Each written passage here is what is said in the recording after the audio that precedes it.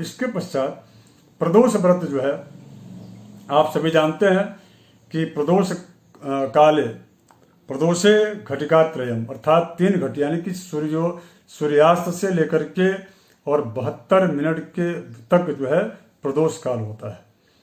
और प्रदोष व्रत जो महिलाएं होती हैं संतान की प्राप्ति के लिए, जो महिलाएं व्रत रखती हैं प्रदोष का, तो उनको जो है विशेष रूप से यह वीडियो देखना चाहिए। या प्रदोष काल में यदि वो शिव की उपासना करती हैं, शिव जी का अभिषेक करती हैं, पूजा पाठ करती हैं, यज्ञ अनुष्ठान करती हैं, बहुत सारी ऐसी महिलाएं हैं और पुरुष वर्ग भी है। ऋषि महर्षि जो हमारे आज भी विद्यमान हैं, उनके द्वारा भी शिव की उपासना प्रदोष में उत्तम है, इसलिए वो करते हैं। तो उस समय यह जो प्रदोष काल होता है वो सूर्यास्त से के बाद का जो 3 घटी अर्थात घंटा मिनट के आधार पर 72 मिनट जो है तक प्रदोष काल होता है। और यह स्कंद पुराण में इसको त्रिमुहूर्त कहा गया, त्रिमुहूर्त का प्रदोष कहा जाता है। त्रिमुहूर्तः प्रदोषः स्यात् रवावस्तंगते इति सती, ऐसा कहा गया है। अर्थात सूर्यास्त से के 3 घटी जो है 72 मिनट के बाद तक भी प्रदोष काल होता है। प्रदोषो घटिका त्रयम, अर्थात अब ये प्रदोष जो काल होता है, इस प्रदोष काल में सूर्यास्त के 3 घटी बाद पारण किया जाता है। अर्थात प्रदोष काल में सूर्यास्त से 3 घटी के पश्चात उस व्यक्ति को भोजन कर लेना चाहिए और भोजन करने का उसको अधिकार प्राप्त है, वह कर सकता है। किंतु सात्विक भोजन अर्थात किसी भी प्रकार के व्रत में, सनातन धर्मावलंबी किसी भी व्रत में, प्रथम चीज तो यह है कि सनातन धर्मावलंबी सात्विक ही रहते हैं। किंतु अगर यदि कुछ आजकल नवीन युग की स्थितियों को देखते हुए यदि इस प्रकार की बात वो समझ लें तो वो भ्रांति होगी उनकी। व्रत में क्या क्या और नहीं करना चाहिए मैं वो आगे उसको बताऊंगा। अब इसके पश्चात व्रत में अनिवार्य चीज क्या क्या चीज है? क्षमा, सत्यम, दया, दानम, शौचमिंद्रिय निग्रह।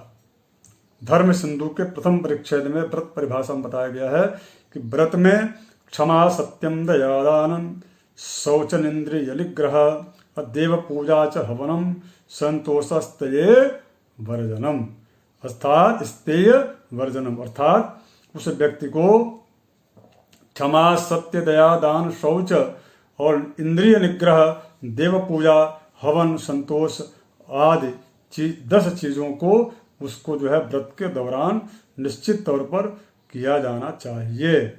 और संकल्प पूर्वक जिस देवता के निमित्त वह व्रत है, उस व्रत में उस देवता की आराधना, उस देवी की आराधना, पूजा जब तब करना चाहिए।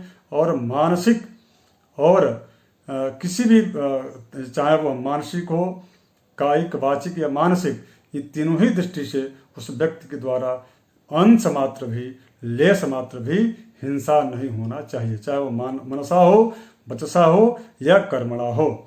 और व्रतोपवास में यदि आप हैं तो उसमें उस व्रत की महनीयता, उस व्रत की गरिमा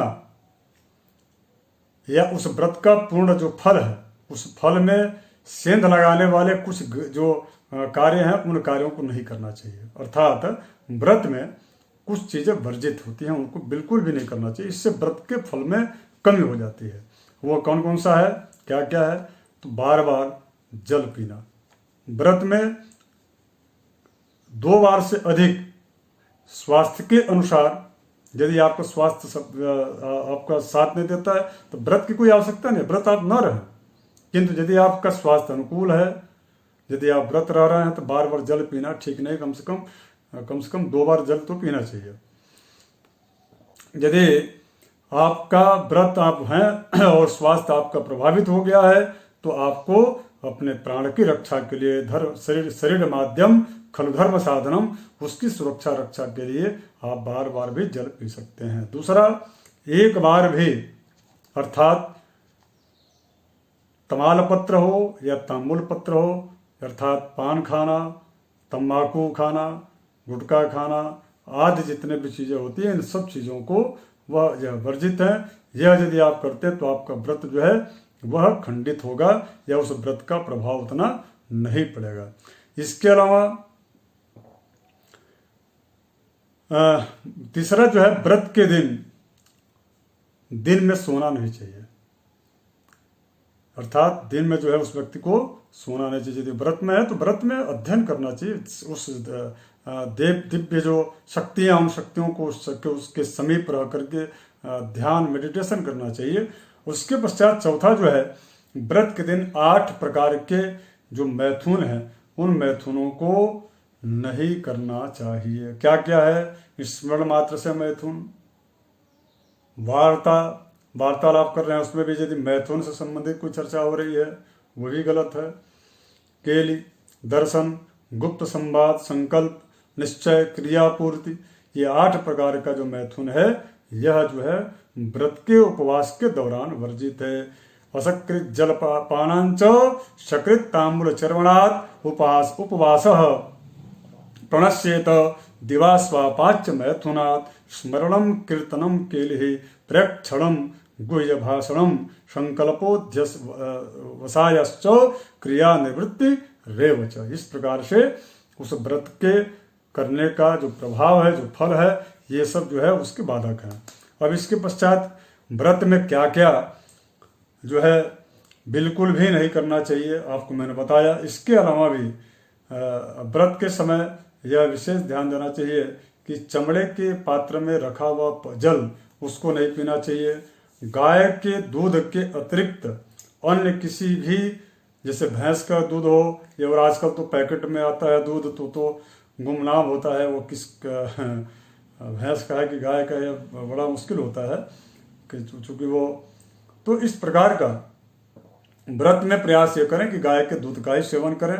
इसके पश्चात मसूर, जंबीरी, नींबू, चूना आदि जो है उसका ग्रहण नहीं करना चाहिए।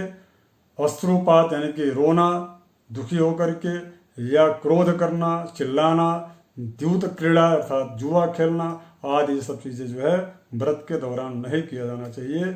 झूठ बोलना, पकवान का सुगंध लेना, दूसरे के घर फलहार या पारण करना, इसका ऐसा नहीं करना चाहिए। ऐसा करने से आप जहाँ पर पारण करते हैं उस घर के लोगों को आप जो है अपने व्रत का जो फल है उसको आप दे करके आते हैं, ऐसा कहा गया है।